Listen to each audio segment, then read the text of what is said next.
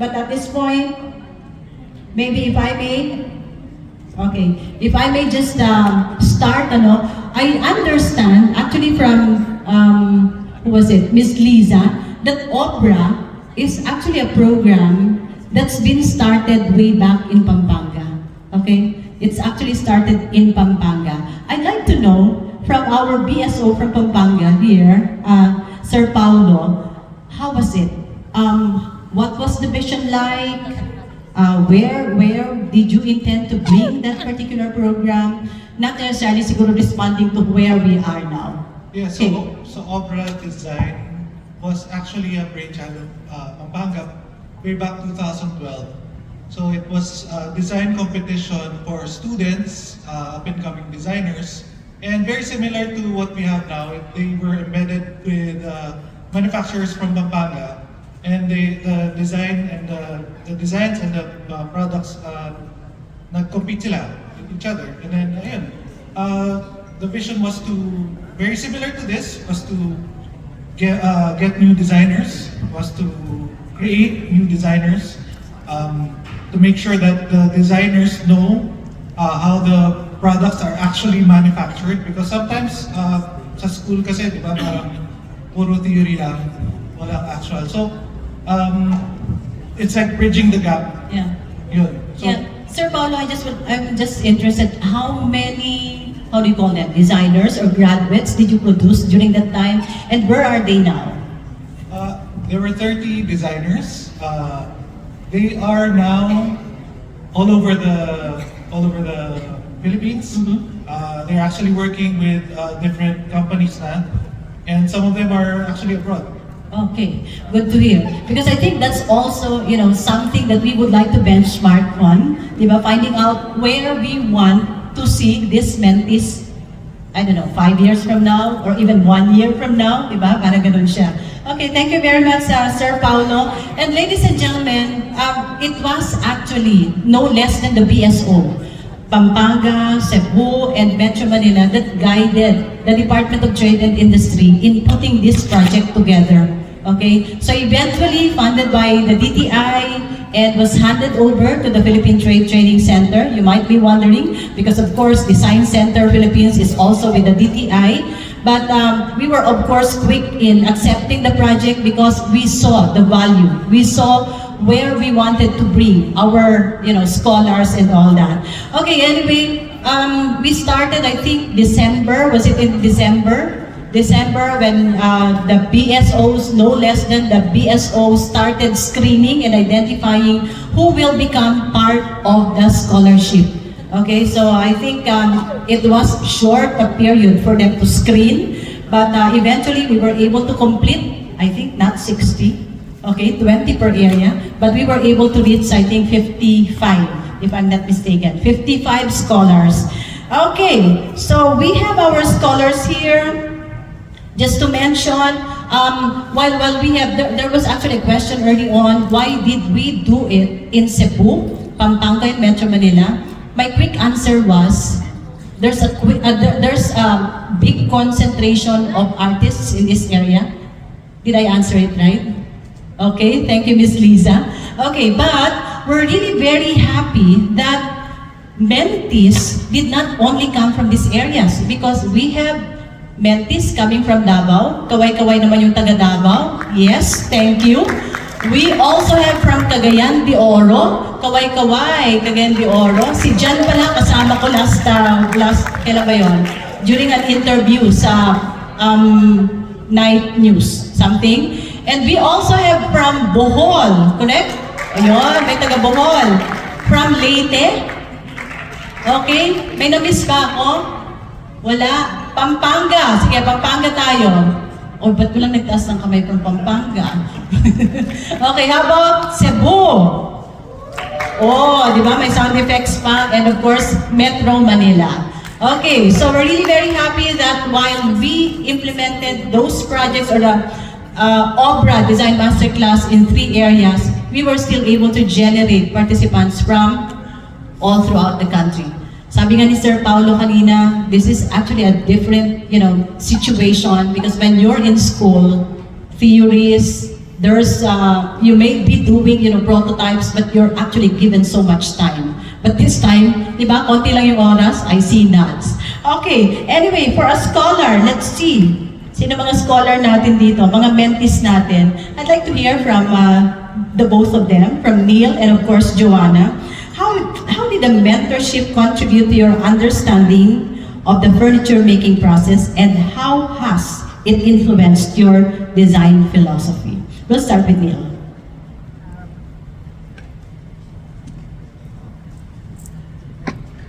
Patayo.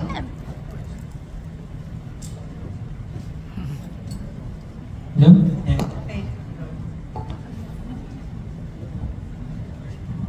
Hello. Good afternoon, everyone. I'm Neil. So from my upbringing in design, I'm from fashion. I'm from the fashion field. So very different talaga yung alam ko. And you know what? Really, I enjoyed the process kasi I wanted to know how the furnitures are conceptualized. Gusto ko malaman kung paano sila ginagawa, ano yung process nito from manufacturing to costing, etc. etc. Kasi it's really different din talaga from fashion eh. But the conceptualizing, like, we need like 1 month ng pag-conceptualize yung colors, like pag-produce ng collection, ganyan. Pero I think what is different from my upbringing to furniture is, the process. Yung iba't iba talaga yung nilalagay na materyales sa furniture, and that's what I really liked about the Obra Masterclass. Yes, Joanna? Yes. Hi, good afternoon. For me, I studied industrial design, but when I was at school, syempre po iba yung kino-conceptualize lang namin, tapos kami yung nagpo-prototype, kami yung gumagawa. Sa ngayon po na naranasan namin na mayroon kaming partner manufacturer, so nakita po namin kung paano talaga nag-start from yung conceptualization pa lang up to the manufacturing.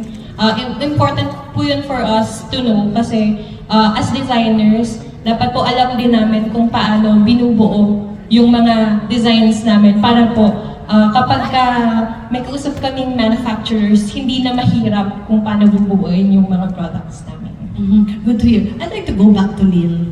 Kasi doon lang sa fashion, I heard a lot of our mentees are industrial design graduates, architects, or even interior design. Yung mga ganon. Si Neil naman, fashion. I was just curious, di ba? Kasi when we talk about Philippine designs, one of our strengths is actually incorporating or integrating or embedding our culture.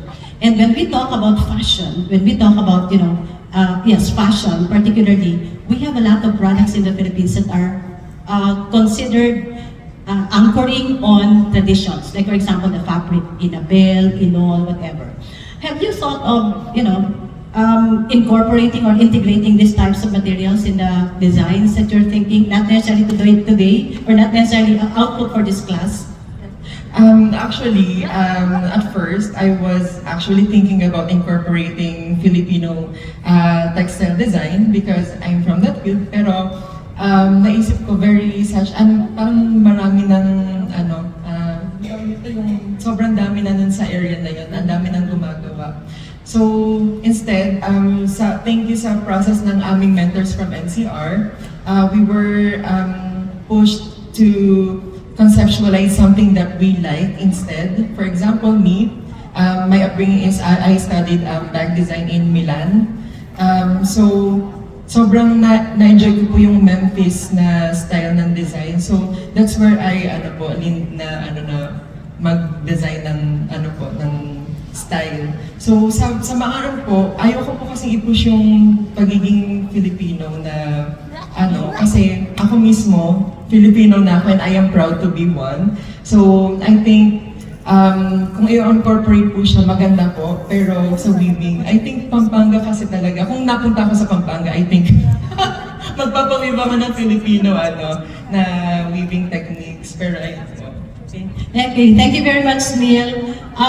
As we've been saying, we have diverse range of design styles as we've seen in the outputs, in the prototypes that you produced and even the preferences of our mentees. Kasi iba-iba nga yung background ninyo, no? Yeah, that's why I'd like to ask now our mentor here, Ma'am Estela, what was your approach in mentoring aspiring furniture designers, given the diverse background, diverse design preferences, and all that?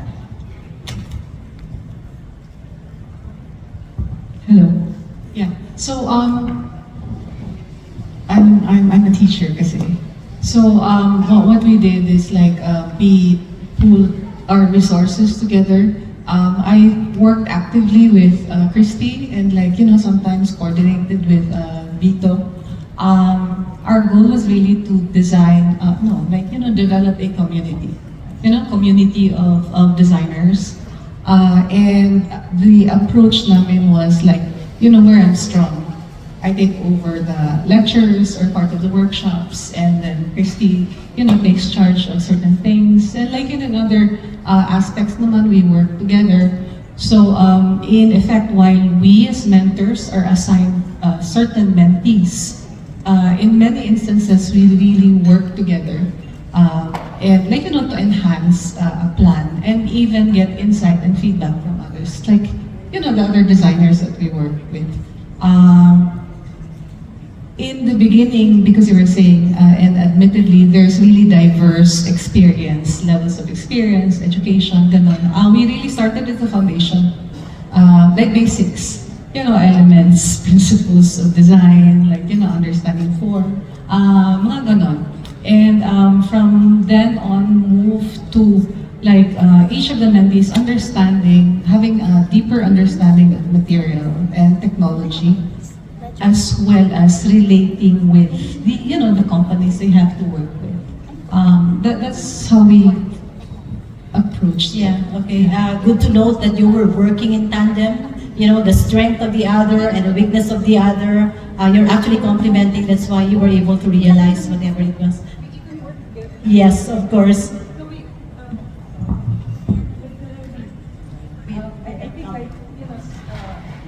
Side story. Kami ni Sir Ramir, we actually even literally work together, side by side on the floor with the mentees. Working on a product, developing a product, discussing, certain details with the mentees and their teams and the workers. It was a very, in hindsight, fun, no? But quite stressful naman, the short lead time. But very enriching experience. Yeah, I think it's not only the mentors, the BSO who started building network, camaraderie, and memories, even the mentees themselves. Actually, I saw, a group going up last night, okay? I think the friendship and the bond is now being built between and among. Okay, from the class, di ba, parang initially, I was really also very, amazed how miniature designs from idea turned into miniature design, and then eventually you went to the company, the host company where you develop your prototypes, diba? So prototyping was the next part. I'd like to go back again to the scholar. The scholars describe a significant challenge you encountered during the furniture prototype development. How did you overcome it, and what did you learn from the experience? I mean, the companies, the host companies for the prototype development are also new to you, right? You're working with different workers, you're working using different equipment, you have your mentors, you have the company owners who may also be having their in-house designers and all that. So, were there any challenges, and how were you able to overcome them? In my part, I think the challenge was really the time. Kasi it was really short po for prototyping, especially na-excite kami na gumawa ng gusto namin. So, meron po kaming mga gustong i-integrate or new process sana na maisama doon sa mga prototype namin. But of course, hindi lahat ng gusto namin pwede. We have to communicate with our manufacturers, with our mentors. And I think the open communication along with yung discussion po ng mga sketches, nagpapakita kami ng mga pegs, and then yung 3D models really helped. Kasi mas nagkaka-idea po si manufacturer kung ano po ba yung gusto naming mangyari. And at the same time, na-explain po sa amin ng manufacturer kung ano po yung limitations nila and yung kakayahan nila na for this part, baka pwedeng ganito na lang kasi mas okay ito dahil if, for example, ganitong material yung gagamitin mo, hindi siya matibay or baka hindi mag-work together yung dalawang material. Joanna, now is your time to thank your host company. Yes, actually, I'm with A. Garcia Lifestyle po. Thank you so much po kay Sir Andy, kay Miss Carla Gatgula and Miss Pauline Sarmiento. They were helping us po, both me and my co-mentee, na dalawa po kami sa Pampanga. And of course po kay Sir Dem Vitantes, our mentor, along with Miss Lisa Samia and Miss Precious. Thank you so much po. Okay, Neil. For me po, syempre number one po talaga is yung time constraints talaga. Kasi we were given only less than a month or like a month, some even 2 weeks nang ginawa yung prototype nila. But then, we really, for me, I was pushed to really communicate sa aking partner manufacturer. Which is, buti na lang, I am from Quezon City po kasi my partner manufacturer is Anluagan. Hello. If you're watching, thank you so much Sir Jazz and Sir Dan. Ayun po, lagi pong pumupunta doon. And also, isa pa po na parang nakita naming problem is the budget constraints. Kasi since they were sponsoring and they are budding furniture company, 5 years pa lang po sila. So, nagkaroon po sila ng problem sa pambayad sa tao, ganyan. So, medyo nag-push back po yung time ng pagpagawa po nung sa akin. Pero ayun, we were able to overcome kasi we were patient and also nagbigay rin sila ng kung anong hanggang kaya lang nilang gawin. And yeah, nag-approve lang po ako. And then, naging maganda po yung collaboration namin. And I'd also like to thank my mentors, Sir Eric Para, Sir Romel Viloria, and Sir Joseph Crisanto, na lagi po sila nagme-message sa akin. And kahit magkakalayo kami, lagi lang kami nagko-communicate sa group chat namin sa WhatsApp. And lagi lang ako nag-update what's happening, ano nang nangyayari. And andun na yun nakabuo na kami. Like, that's amazing. I'm very proud and very happy. Okay. I also like to thank po pala PTTC, DTI, and everyone na naging part po ng journey namin. Yes. Actually, ako siguro, I was part of all the chat groups. Ang ingay, promise. Diba? Non-stop. Lahat naman sila, I mean, they exchange, information, ask questions, pero ang saya. I think even those who are not, well, hindi naman sila lahat na hindi nagtatanong, but I think the questions that each one asked and answered by somebody else, I think that's also a learning. And that's a good point, Neil, You mentioned about time. You mentioned about, the limitations of a certain company. I think yun yung reality, di ba? When you already go to the field, time is of the essence, and of course, money is also of the essence because you have to pay your workers and all that. So I think eventually, I hope eventually you will transit from designer to eventually making that your living. Di ba? Parang ganun siya. Okay, we're already talking about prototyping and I'd like to ask now si Ma'am Carmen Lim Regala, one of the prototype development partners in NCR. Tanong po natin, what is your approach in collaborating with emerging furniture designers during prototype development phase? Parang pareho kay Ma'am Estela kanina, di ba? But this time around, execution na, di ba? Yung designs nila, you may have seen the miniature output, but this time, they are really using your people, your resources, your materials, and all that. So, what was your approach? Well, at first, so supposedly, I will only have one mentee to manufacture yung design. But then, I ended up with 3. Okay, so si Chester brought in Jeremiah and Dean and showed their work. And I was so amazed with the design. That's why I accepted all So approaches, first of course I have to look at what they have designed, and then see if it is, if we can work with it, and if we can execute it. And then we discuss how to go about regarding the weight, the size, the production time, what's visible, what's not. So, and then we adjusted. So, they are correct, the time is very limited, 1 month, including the time that we're discussing. So, you have to order the materials, and since it's production, and you will only do the prototype, the materials will take time. Not to mention, of course, may kasabay na ibang projects that we have to prioritize also, and allot time too. Pero, their designs are really good. Kudos also to their mentors.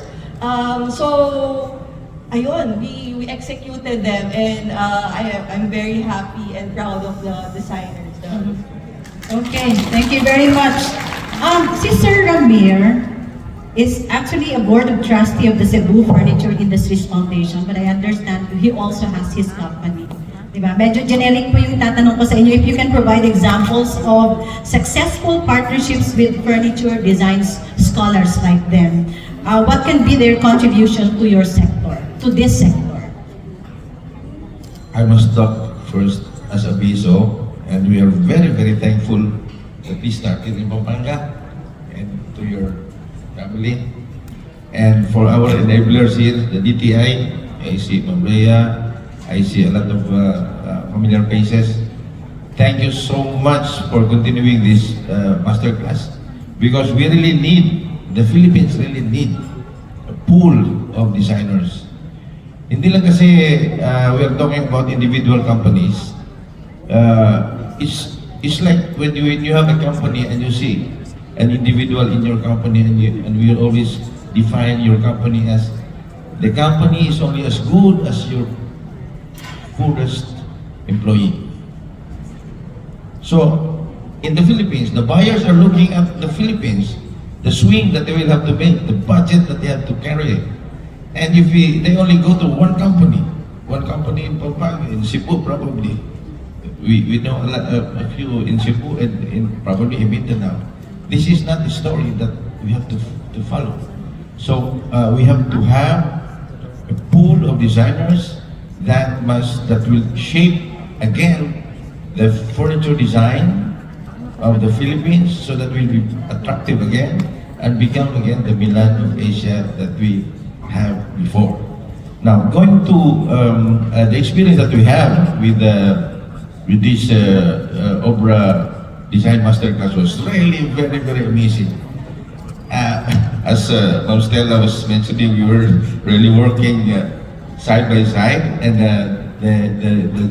the accomplishments that we did, the transformation from the sketches, from the mind to the sketches, to the actual prototypes, to the destruction of the prototypes, and rebuilding it again in 1 week.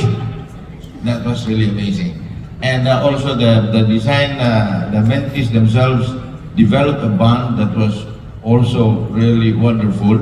And I see that they will form a core group, just like what Ma'am Stella was mentioning, that they are trying to develop a community of designers, so that they will be the one that will take care of the design,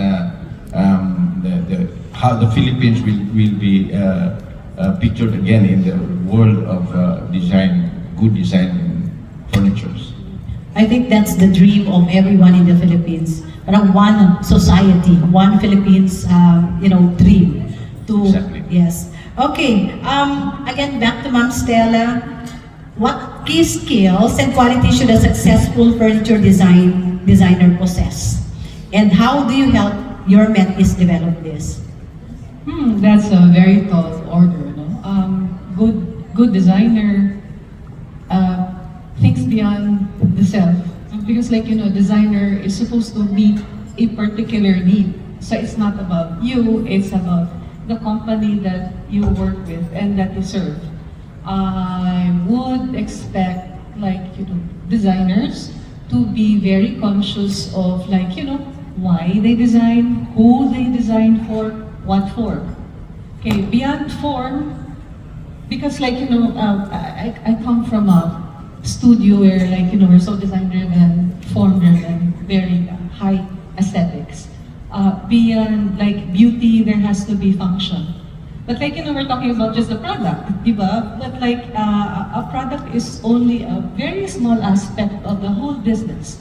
And so designers should fully understand, like, not just material, process, technology, understand supply chain, understand how to deal with others.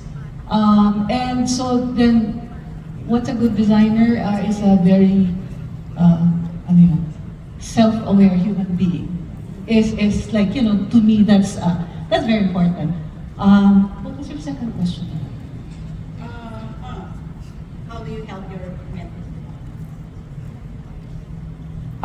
The reason why we wanted to develop a strong community is because one Obra Masterclass course, 3 months lang is not enough. Not enough. And so therefore, they should maintain ties with, like, their commentees, like share their successes, their frustrations. I mean, have a place where they feel safe. And that's what we hope to achieve. Not just for Cebu, but for everybody. And when you were earlier asking, ano yung approach? To me, kasi, in the design industry, you're supposed to, like, benchmark, like, work, do the best you can. And there are many levels of expertise, experience, ganun. We're not all on the same level. But like, to move forward, we really have to pull ourselves up together and not like, it's not about me or him or, sama-sama tayo. And that's why you have to have a community because not everyone is like, kompleto na yung skills. Some people are starting or developing pa, gano'n. And so, the mindset of, like, I share because I want to help you, and that's what we found out actually sa amin. Like, we have mentees na nag-start earlier yung product development, and then they share, what happens to them, and then they actually parang encourage the ones na, just starting, or wala pang host company, mga ganon. So then it's when you have developed friendships and you have good relationships with the companies they work with, and the positive experience is stronger than all the hitches sa program. We all know what they're talking about, diba? Then overall, like, it becomes enriching for everyone. Yeah. Actually, the hitches are the one that compels us to, be creative and address problems, whatever come our way. I think that's what we learn, di ba? And I also like the point that you're mentioning that, banking on or relying on or looking at the strength of each other. Because after all, we cannot be a provider of everything.